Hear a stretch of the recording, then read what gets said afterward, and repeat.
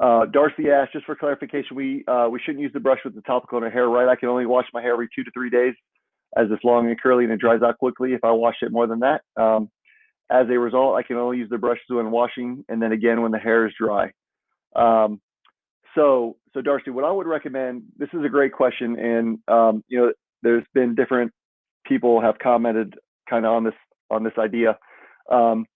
But yes, I would recommend, and it also really depends on what topical you're using. Like the 15 dries, it dries because there's 3 times the amount of ingredients in the 15 than there are the 5. So it dries a little bit stickier, a little bit thicker. It's also the 15 has retinol in it, so that dries a little tacky as well. So when the topical dries, it dries a little stiff. So it is hard to brush. So I do not recommend, for most people, I do not recommend brushing with dried topical in the scalp. I do recommend continuing to apply the topical on the days that you don't shower. Topical on top of the topical, but you don't need to brush. So I would just, on days that you shower, brush really aggressively with the brushes, with the shampoo.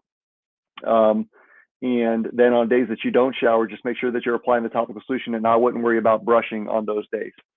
So hopefully that helps.